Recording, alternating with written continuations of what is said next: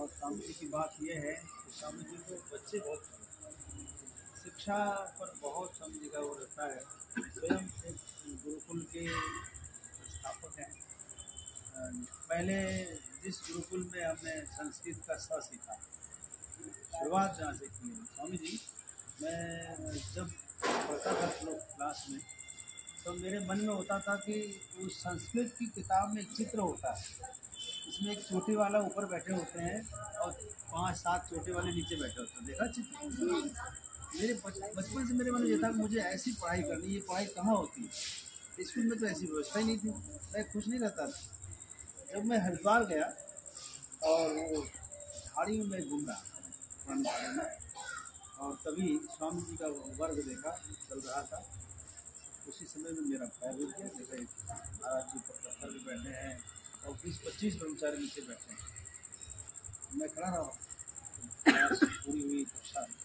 बच्चा वहाँ से बुलाया, मैंने पूछा क्या चल रहा है? मैंने पढ़ा। क्या पढ़ा? संस्कृत व्याकरण। यही पढ़ना है, मुझे पढ़ा देंगे? बोले हाँ जी। तो लेकिन स्वामी जी के पास गए और स्वामी जी ने कुछ पूछा उस समय। ठीक।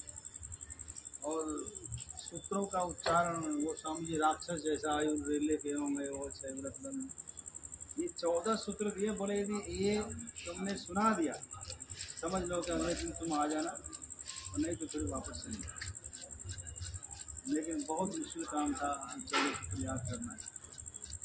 हो गया। अगले दिन गए, मुझे पास हो गए। उसके बाद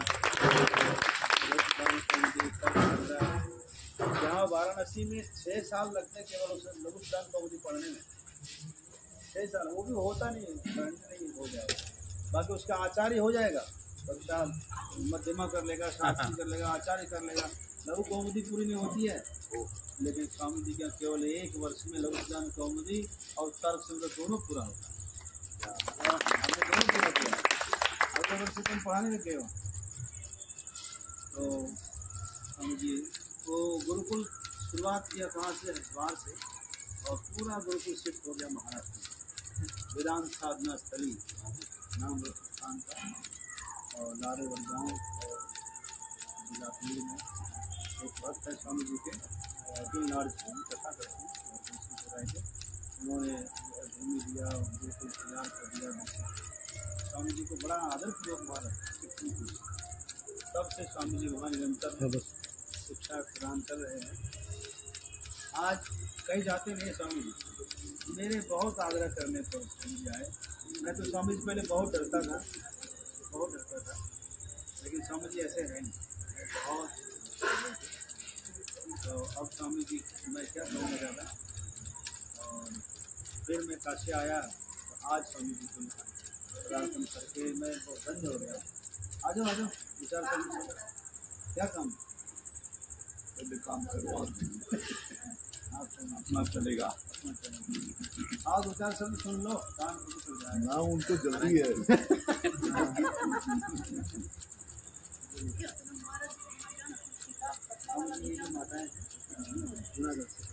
नहीं होता ज्योतिर्मय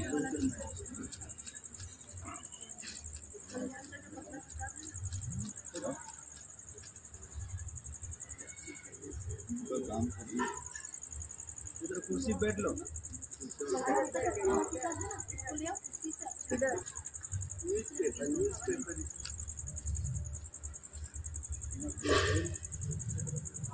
स्वामी जी हमारे गुरु जी का आश्रम भी पुरानी झाड़ी में ही थे।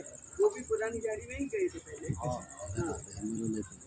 सब लोग वहाँ से ही निकले। हाँ वहाँ से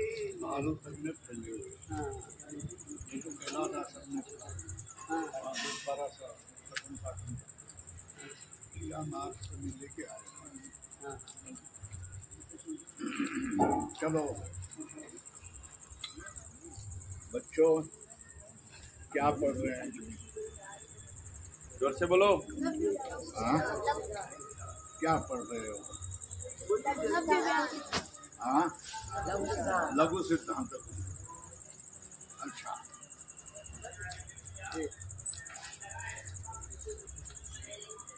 स्कूल में क्या पढ़ते हैं? अगर स्कूल में आप होते है ना, कहीं के दूसरे स्कूल में, तो क्या पढ़ते? हाँ, क्या पढ़ते? मैथ। और साइंस, ग्रामर, और हिंदी, और सोशल साइंस, और कंप्यूटर, और ज्योग्राफी, हिस्ट्री। आपकी भाषा में मैं बोल रहा हूँ, है ना। अब हम लोगों को गणित, है ना, क्या गणित, विज्ञान, भूगोल, इतिहास बोलने की भी शर्म आ रही है ना। हम तो उसको तो अंग्रेजी में बोल रहे हैं ना, क्या। हाँ, सोशल साइंस मतलब क्या? सामाजिक विज्ञान, समाज विज्ञान, है ना। कहाँ का हो आप? कहाँ के? हाँ, राजस्थान के हैं। ओ, आपको तो ऐसा नहीं लग रहा है यहाँ तो ये पढ़ाया जाएगा कि नहीं पढ़ाया जाएगा? क्यों जी? कौन है प्रिंसिपल साहब? कहाँ है? यहाँ वहाँ ही है ना? चले गए? तो फिर आपको पढ़ाने वाले शिक्षक कहाँ हैं? है वहाँ कोई नहीं है? तो फिर वो क्या पढ़ाते हैं आपको? व्याकरण, और क्या? न्याय, वेदांत, और इतिहास नहीं पढ़ाएंगे? इतिहास का मतलब हिस्ट्री, है ना। भूगोल नहीं पढ़ाएंगे? भूगोल का मतलब क्या है? ज्योग्राफी, है ना। और गणित नहीं पढ़ाएंगे? तो गणित का अर्थ क्या है? मैथ्स, है ना, है ना। तो फिर ये पढ़ाएंगे नहीं तो यहाँ की पढ़ाई से क्या काम है? क्या करेंगे आप?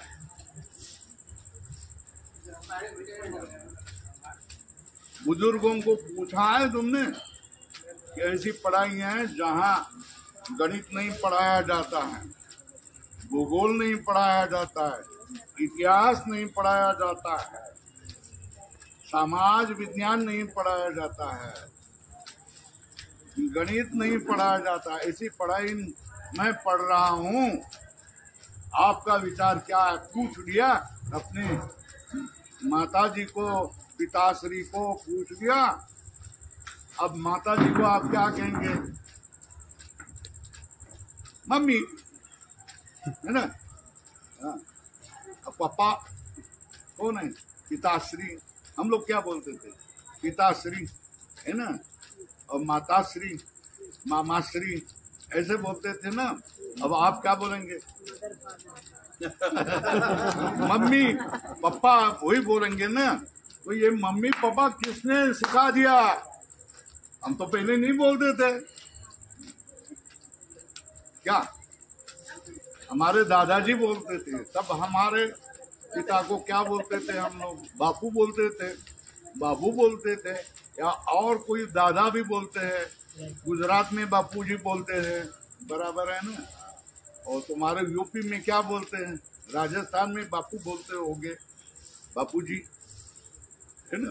बापूजी मतलब पिताजी, हाँ, बाबूजी। ये किसने सिखा दिया आपको? बोलिए। पहली बात समझ गई ना। तो ये आप ये पढ़ाई करने से आपको क्या फायदा है? आप कौन बनने वाले हैं? कुछ अपनी जीवन के बारे में तुमने विचार किया या नहीं किया? हवा की हमेशा आवाज मुझे खराब। बोलिए। अरे भाई अपने जीवन की बात है ना, तो हमको सोचना पड़ेगा ना। क्या सोचना पड़ेगा कि हमारे जीवन का लक्ष्य क्या है और हम क्या होना चाहते हैं। हाँ, क्या होना चाहते, क्या होना चाहते? प्रोफेसर। हाँ, तू प्रोफेसर होना चाहता है। किसका होगा तू? संस्कृत का प्रोफेसर हो जाएगा। और तू क्या होना चाहता है? हाँ हाँ, तू भी प्रोफेसर बनना चाहता है और तू भी प्रोफेसर, सब प्रोफेसर बनना चाहता है। अच्छा, किसके? संस्कृत के, है ना। प्रोफेसर तो बनेंगे, इतिहास के नहीं बनेंगे, भूगोल के नहीं बनेंगे, गणित के नहीं बनेंगे, है ना, विज्ञान के नहीं बनेंगे। तो बनेंगे किसके प्रोफेसर? संस्कृत के बनेंगे ना। हाँ, तो संस्कृत के प्रोफेसर तो आप लोग बन जाएंगे, मगर पढ़ने वाले बच्चे कहाँ से लाएंगे? बताओ ना। संस्कृत पढ़ने वाले बच्चे कहाँ से लाओगे? प्रोफेसर तो आप हो जाएंगे, मगर बताओ जी, कुछ जीवन का विचार किया है कि नहीं किया? अब हमारे मंडलेश्वर जी बोलेंगे, गोस्वामी जी निगेटिव बोल रहे हैं, है ना, निगेटिव बोल रहे हैं। मेरा कहना है कि हम जो कर रहे हैं, जो कृति कर रहे हैं, जो सोच रहे हैं, वो हमारी सोच हमारे लक्ष्य के बारे में होना चाहिए। तुम्हारे जीवन का लक्ष्य क्या है? किसी ने बता दिया? माँ बता दी थी, पिताश्री बता देते हैं कि तुम्हारे जीवन का ये लक्ष्य है, तुमको जीवन में ये करना है, ऐसा बता देते हैं, बताते हैं। कोई माँ बाप अपने बच्चों को अपने जीवन जम आई, फिर मैं बंद कर देता हूँ, अपने जीवन का लक्ष्य बता देता है कोई माता पिता कि तो तेरे जीवन का लक्ष्य क्या है? बोलो जी। हाँ, नहीं बोल, ऐसे वो भी बता नहीं देते क्या? तुझे इंजीनियर बनना है, तुझे डॉक्टर बनना है ना, तुझे प्रोफेसर बनना है, तुझे डीएसपी बनना है ना, तुझे आयुक्त बनना है, डीआईजी बनना है, तुझे क्या बनना, ये विधायक बनना है, सांसद बनना है। ये तो बताते कि नहीं बताते? माता पिता तो यही बताएंगे ना, क्यों जी? तो फिर माता पिता का जीवन का लक्ष्य तुम्हारे क्या बता रहे हैं? हाँ? और तुम्हारे सामने जो तुम्हारे अध्यापक भी क्या रखेंगे लक्ष्य? क्या रखेंगे लक्ष्य? कि प्रोफेसर बनना है, हाँ, शताधिक छात्रों को पढ़ाना है, मगर शताधिक छात्र कैसे, क्या मिलेंगे कहाँ से? संस्कृत पढ़ने के लिए कौन तैयार है? सब तो डॉक्टर, वकील, इंजीनियर, सांसद, विधायक बनने चाहते हैं। तो इसमें से आप कौन बन जाएंगे या नहीं बन जाएंगे? तो आपके सामने यही लक्ष्य रखा है ना कि हम प्रोफेसर बन जाएंगे करके। संस्कृत किसके लिए बन? संस्कृत का प्रोफेसर बनने के लिए, है ना। और संस्कृत प्रोफेसर कब बनेंगे? बस रहने दो। संस्कृत प्रोफेसर कब बनेंगे? अगर संस्कृत छात्र हो गए तो ना, है ना। तो आपको नहीं ऐसा लगता है कि भाग जाए करके? हाँ, अच्छा जी, बताओ जी, कोई हम लोगों को, आप जो महानुभाव है यहाँ, जीवन का लक्ष्य क्या होना चाहिए? कोई बता सकते हैं? महामंडलेश्वर जी अब यहाँ बैठे हुए बुजुर्ग लोग, हमको बताओ कि एक बालक के सामने तुम्हारे सामने एक प्रश्न आया कि तुम्हारे जीवन का लक्ष्य क्या है, ये क्या बताना चाहिए उनको? अपने आप को जान लेना सबसे बड़ा लक्ष्य है। नहीं, आप बताइए जी। ये तो इतने छोटे बच्चे आते हैं कि उनको लक्ष्य क्या है वही नहीं मालूम, लेकिन उनके माँ बाप ने उनको यहाँ ये भारतीय संस्कृति संस्कार देने के लिए भेजे, और उसके साथ साथ जो भी पढ़े वो संस्कृत पढ़ेंगे, तर्क पढ़ेंगे, वेदांत पढ़ेंगे, और फिर उसको यहाँ लेके उसको ऐसे मालूम होगा। जैसे स्वामी जी जाते थे, कोई पंडित जी गुरु जी के घर जाते थे तो वो वेदांत पढ़ाते हैं, कोई किसी के वहाँ जाता है वो तर्क पढ़ाता है, ऐसे पढ़ेंगे अपने अपने इंटरेस्ट से बाद में। नहीं, मगर बात ऐसी है कि बाद में क्या करेंगे? समझी, ये स्वामी जी बोलते हैं, ऐसा मैंने पूछा था कि उनका भविष्य क्या है, इनका भविष्य तो क्या है? मैं जो लक्ष्य बता कि दिया ना, यहाँ से जो जाता है वो कहीं न कहीं एम्प्लॉय हो जाता है, एब्सॉर्ब हो जाता है, उनको मिलता है। ऐसा मैंने तो हम हमारी पढ़े, चर्चा जो हुई थी। पढ़े ना, जो हम पढ़े हाँ, वो कुछ नौकरी करने के लिए है ना। ऐसा तो नहीं लक्ष्य है। नहीं, यही तो नौकरी लक्ष्य। नौकरी और नौकरी के साथ पैसा जुड़ता है। ये जो तो फिर पैसे के लिए ही पढ़े ना। नहीं, सब पैसे के लिए नहीं पढ़ते। भाई पैसे के लिए कौन नहीं पढ़ रहा है बता? पैसे चाहिए ही। आप डॉक्टर के पूछे तो बोलेंगे, मगर हाँ, हर कोई सोचता है, वो बड़े लोग भी सोचेंगे कि पैसे के सिवा कैसे जिएंगे।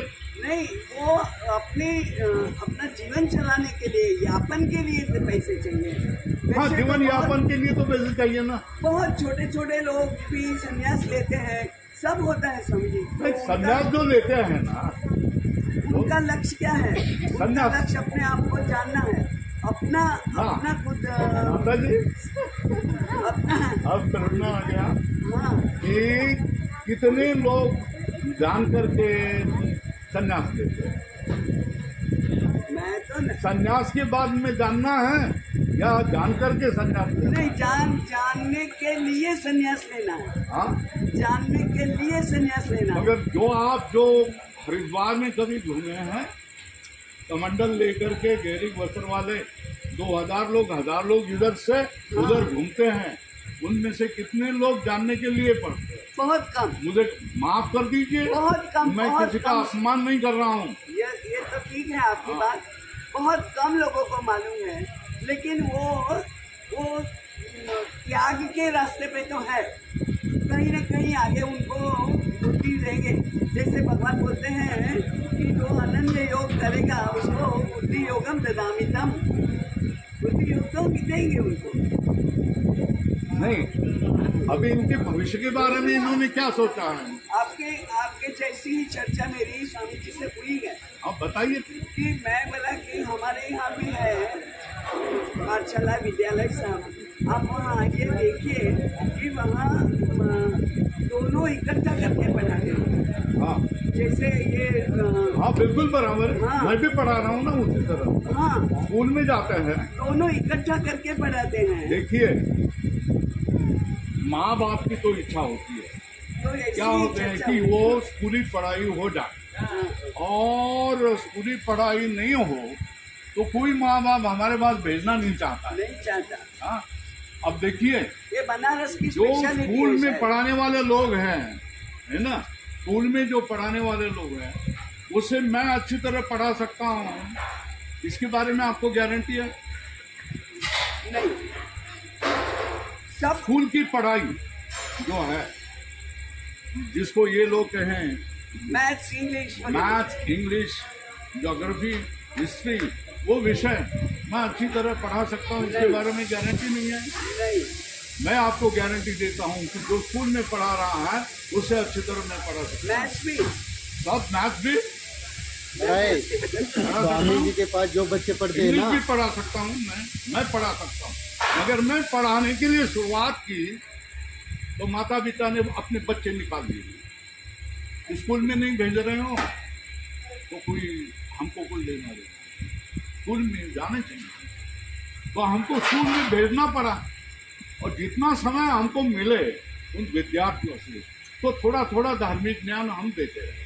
तो ये पद्धतियां हमारे यहाँ है, जिसके यहाँ हमारे वारकरी शिक्षण संस्था कहते हैं, वारकरी शिक्षण संस्था कहते हैं। तो बाहर की जो फॉर्मल एजुकेशन है, औपचारिक शिक्षा पद्धति है, उस पद्धति से वो भी सीख जाते हैं और यहाँ भी हमारे यहाँ भी पढ़ते, तो थोड़े संस्कार उनके ऊपर हो जाते हैं, व्यसनी नहीं हो जाते हैं, उनकी जीवन की खराबी नहीं होती और अपने प्रारब्ध से जो चाहे जो पा जाते हैं वो हो जाते हैं। मगर यहाँ ये समस्या है कि ऐसे ये महाराज जी कैसे करेंगे। आपके जैसे ही चर्चा मेरी हुई थी समझिए कि मैं तो उस मत की हूँ कि रेगुलर जो पढ़ाते हैं वो भी पढ़ाना चाहिए और ये आप एक्स्ट्रा टाइम में एक्स्ट्रा एफर्ट से इसको भी पढ़ाना चाहिए, क्योंकि ये जो इन बच्चों की जो अपेक्षा है कि वो संस्कृत के प्रोफेसर बनेंगे, तो हमने जो एक चक्र बता दिया कि प्रोफेसर कब बनेगा। संस्कृत के विद्यार्थी हों जो चल रहे हैं संस्कृत के विद्यालय वो बंद हो रहे हैं ना। बनारस उत्तर यहाँ यूपी में थोड़े चल रहे हैं, हाँ, बाकी सब जगह नहीं, सब जगह बंद हो रहे हैं। तो फिर इनका भवितव्य क्या है? वो मैंने तो बहुत पहले सोचा था और मैंने चर्चा भी की थी, फिर इससे ज्यादा चर्चा मैं नहीं कर सकती। उनको बुरा लग जाएगा। हाँ?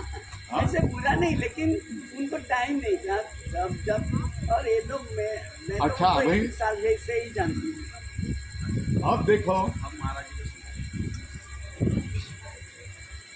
अब देखिए इन्होंने तो कह दिया कि पढ़ना है तो अपने को स्वयं को जानने के लिए, स्वयं को जानने के लिए मतलब क्या आप अपने को जानते नहीं? क्या भाई तेरा नाम क्या है? हाँ, आदर्श दीक्षित। तेरा नाम क्या है बच्चे? तो फिर आप आपको जानते नहीं? सबको अपना नाम मालूम है ना, पिताश्री का भी नाम मालूम है ना, तो फिर आप अपने को जानते नहीं। इससे और किसको जानना है? तो इनके मन में क्या है? जो आप स्वयं को जानते हैं उससे भी और कोई है। अच्छा वो कहाँ है? वो तो अपने में ही है। हाँ, वो बहुत बड़ी बात बोल रहा है रे तू, बहुत बड़ी बात है। यही बात तो क्या पूछा था नचिकेता को यम धर्म में भी बोलता है। तो बहुत बड़ी बात बता रहा है ना। ये तेरी योग्यता का नहीं है, तू दूसरा कुछ भी मांग ले। हाँ, तू दूसरा कुछ भी मांग ले। तब नचिकेता ने उसको क्या उत्तर दे दिया? जो ऐरावत है, हाथी है, घोड़े हैं, अप्सराएं हैं, द्रव्य है, धन है, वो तुझे ही लखलाभ हो जाए। मुझे नहीं चाहिए ये। हाँ, ये मुझे नहीं चाहिए। मुझे वही बात चाहिए जो आत्मा की आत्मा है या नहीं, मृत्यु के बाद में आत्मा है या नहीं, मनुष्य का जीवन कैसा होता है, ये पूछ लिया। अच्छा, भक्त प्रहलाद था, भक्त ध्रुव था, भक्त नचिकेता था। उन्होंने कौन सी हिस्ट्री, ज्योग्राफी, मैथ्स जो आप बोल रहे हैं वो पढ़ा था? बोलिए क्या पढ़ा था? उन्होंने क्या पढ़ाई थी? उनको प्रोफेसर नहीं बनना था स्वामी। उनको तो प्रोफेसर नहीं बनना था। तो उनको क्या चाहिए था? उनको अपने को जानना था। उनको अपने को भगवान को, वो भगवान के भक्त थे, तो भगवान की प्रीति उनको चाहिए। तो हमको आप बताइए, बड़े छोटे बड़े लोग बताइए कि भगवान के प्रति के लिए कौन पढ़ना चाहता है? एक भी नहीं, एक भी नहीं होगा। आपके चेहरे पर मायूसी दिख रही है, हर्ष उल्लास नहीं देख रहा है। हो सकता है कि आपको सेवा करनी पड़ी होगी तो आप थक गए होंगे, और ऐसे थकने के बाद मेरे जैसी शुष्क वार्ताएं आपको सुनने पड़ रही है, इसलिए आपको मायूसी होगी, है ना। तो बात भाई ये है कि हमको अच्छा आदमी बनना है। क्या बनना है? क्या बनना है? अच्छा आदमी, एक अच्छा आदमी बनना है। जब हम अच्छा आदमी नहीं बन पाए तो फिर हाँ, ये तुम्हारा विक्षेप हमको सहन नहीं होता। उस दिन वो शास्त्रार्थ में भी वैसा ही हुआ। ये आदत जरा बंद कर दो। हमको बोलने का अधिकार है ना? तो बात कहाँ चल रही थी? अगर हम अच्छा आदमी नहीं बने तो जगत के हम इंजीनियर बने, डॉक्टर बने, प्रोफेसर बने, सब जगह हम तो क्या होने, अनुत्तीर्ण होने वाले हैं, फेल होने वाले हैं, है ना। अब बे आप ज्यादा बोलना नहीं। अब ऐसे समय आए हैं कि जब आप थके हुए हैं, आप भूखे प्यासे हैं, आप खाना चाहते हैं, और ऐसे समय मुझे ला करके यहाँ बैठा है तो हम बात नहीं कर सकते, है ना। आपको पहले, मनुष्य को पहले क्या चाहिए? भोजन चाहिए, है ना, नींद चाहिए। खा लिया है सर? हाँ? तुमने खा लिया है? ना अभी पाना है। महात्माओं का पाना है।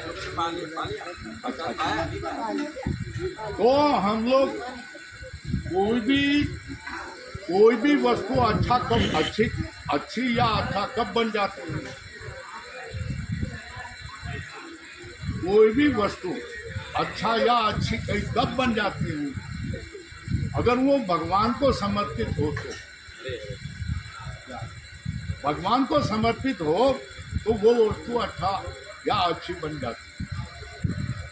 देखो, एक दीपक होता है ना, तो उसको भगवान को समर्पित हो तो निरंजन कहते हैं, है ना। अगर कोई प्रसाद, कोई अंश नैवेद्य लगाए तो उसको नैवेद्य कहा जाता है। भगवान के लिए लगाना है वो नैवेद्य होता है, और हमारे लिए हो तो हम लोग जो सतुनी हो वो तो प्रसाद कहेंगे, नहीं तो भात दे दो, चपाती दे दो, ऐसे ही कहेंगे। तो जो भगवान के लिए फूल लगा दिए तो वो पुष्प बन जाता है। भगवान के पैर पर पानी चढ़ा दिया वो तो चरणामृत हो जाता है ना। तो भगवान के ऊपर गंगा को गंगा क्यों माना जाता है? क्योंकि विष्णु जी के चरणों से आई है और शिव जी की जटा में लुप्त हो जाती है, इसलिए उसको पवित्र माना गया।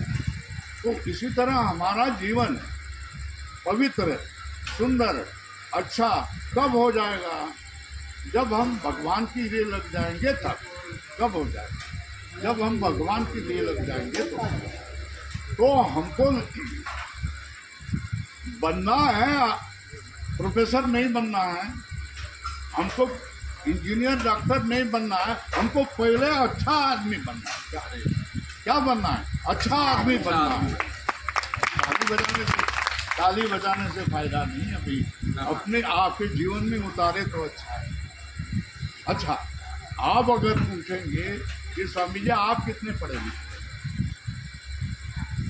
तो हमने तो संस्कृत पढ़ा है, वेदांत भी पढ़ा है, 10 साल पढ़ा है ना, मगर हमने एक भी परीक्षा नहीं। परीक्षा किसके लिए देते हैं? वो तो मंडलेश्वर, महामंडलेश्वर कथावाचक बन करके महामंडलेश्वर बनना होता है, महंत बनना होता है।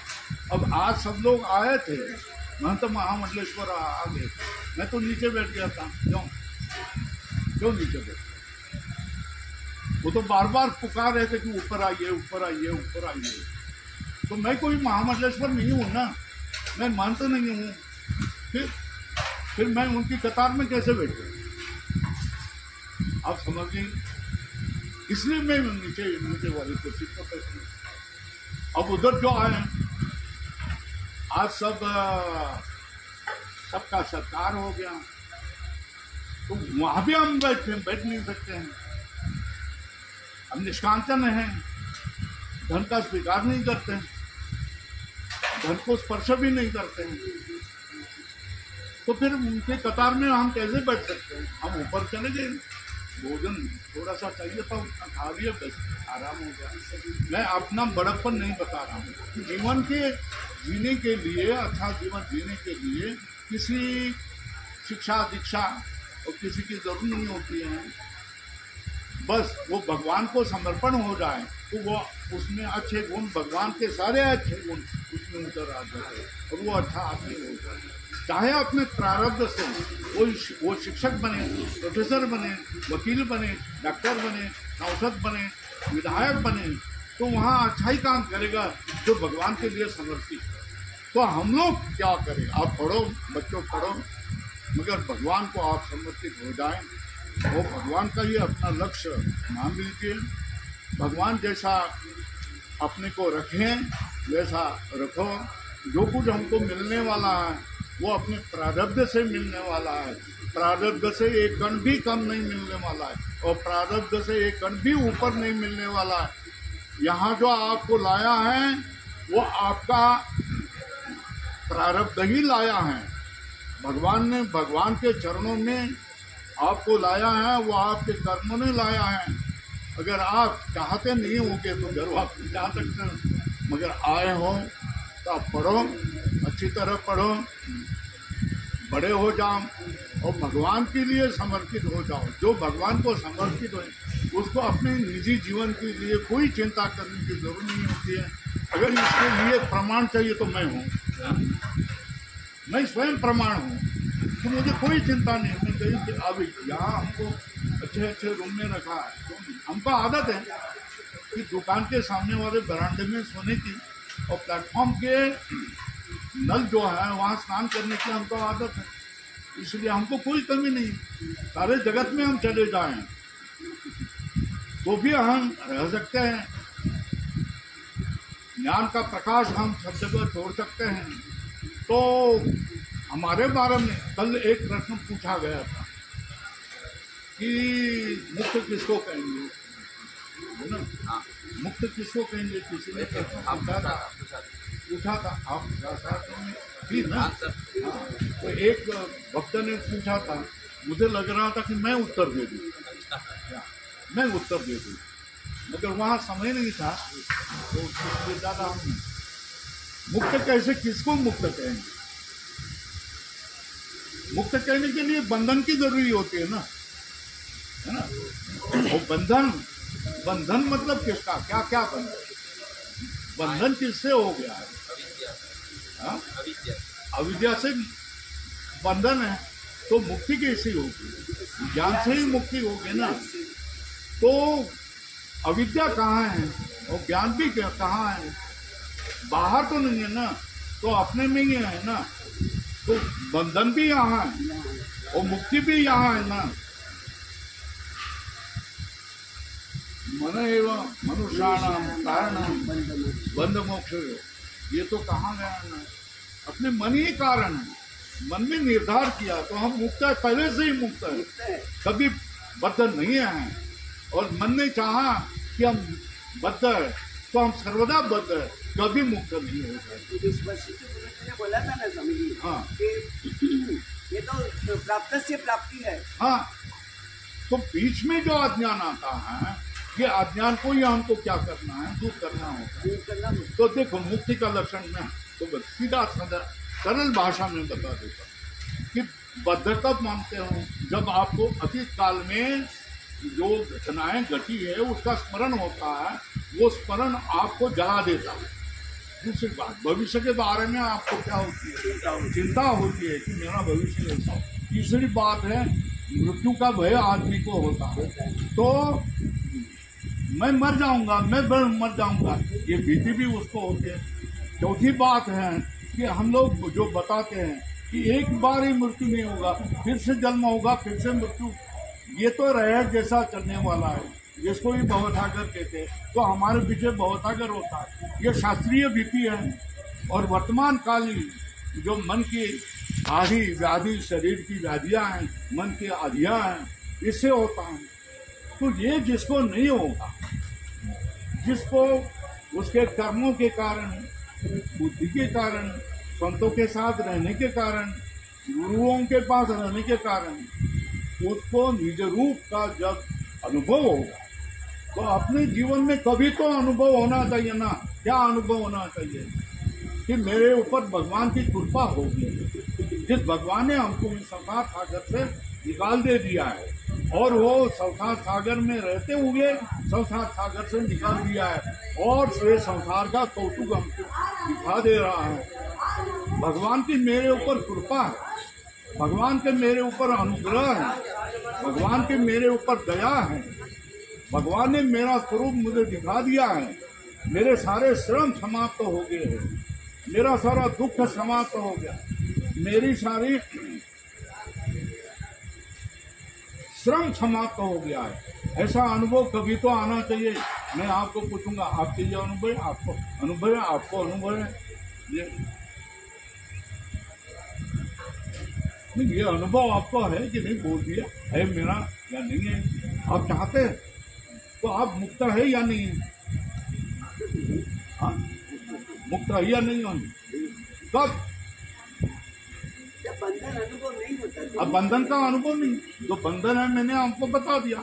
ये बंधन का अगर अनुभव नहीं, मगर आप, मैंने प्रश्न पूछा है इसलिए आप बोल रहे हैं, या सही अर्थ में आप अनुभव कर रहे हैं? गीते की आप अनुभव कर रहे हैं क्या मुक्ति का?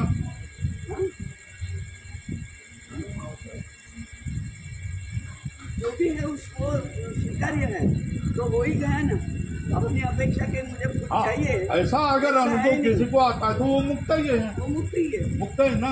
तो मुक्त के लक्षण हमने बता दिया कि जिसको अतीत के परम की चिंता नहीं है, भविष्य की चिंता नहीं है, वर्तमान के आदि वेदी चलते नहीं है, मृत्यु का जिसको भय नहीं है, भवसागर तो उसके लिए है ही नहीं है, ऐसा जो है वो मुक्त है। वो तो हम मुक्त ही है। चलो बच्चों, तो फिर आप ज्यादा नहीं बोलना है, थके हुए हैं, बहुत थके हुए हैं, तो आप पढ़ लो जो अपने प्रारब्ध में आया है, उस तरह पढ़ लो। कभी भी निराश नहीं हो। भगवान आपके पीछे है, भगवान के लिए जियो, भगवान के लिए मरो, तो भगवान के लिए समर्पित हो जाओ। भगवान आपका सारा कल्याण करेगा। यह हमारा अनुभव है, ये संतों का अनुभव है, ये सब भक्तों का अनुभव है, ये भक्त ध्रुव का अनुभव है, ये भक्त प्रहलाद का अनुभव है, ये भक्त नचिकेता का अनुभव है। ये सारे बालक थे, तुम्हारे जैसे ही उम्र के बालक थे, उनको ये सब अनुभव था। वही अनुभव आपको भी आ जाएगा, मगर ईमानदारी से क्या करो, भगवान के लिए समर्पित हो जाओ। और यहाँ कोई नियम है, यहाँ कोई शिक्षक बता रहे हैं या महामंडलेश्वर जी महाराज जी बता रहे हैं, इसलिए नहीं। अपने मन से धारणा करो कि हम अपना जीवन भगवान को समर्पित है, और हमारे जीवन में भगवान के सिवा और कुछ भी नहीं है। ऐसा अगर मान लेंगे तो आपका जीवन सुंदर, सुगठित, दुख रहित, शांतिपूर्ण, समाधान पूर्ण हो जाएगा। बस आपने जो सुन लिया, बस हमारा प्रेम भरा आप सब लोगों की दिया आशीर्वाद है। आपका कल्याण हो जाए और आप अच्छे पद पर पहुंच जाए, भगवान के प्रिय हो जाए। भगवान का प्रिय होना इसका अर्थ है कि मरना, वो अर्थ में नहीं बोलते हैं। भगवान अल्लाह को प्यारे होगे, भगवान को प्यारे होगे, वो बात ऐसा नहीं है। तो भगवान आपका अंगीकार करे, भगवान आपका स्वीकार करे, और भगवान उसके जो अच्छे गुण हैं वो सब आपके ऊपर क्या करे, उसको बौछार करे, वर्षाव करे। ऐसा चाह करके मैं आप सब लोग भगवान को विश्राम देता हूँ। भगवान के प्रिय होगा।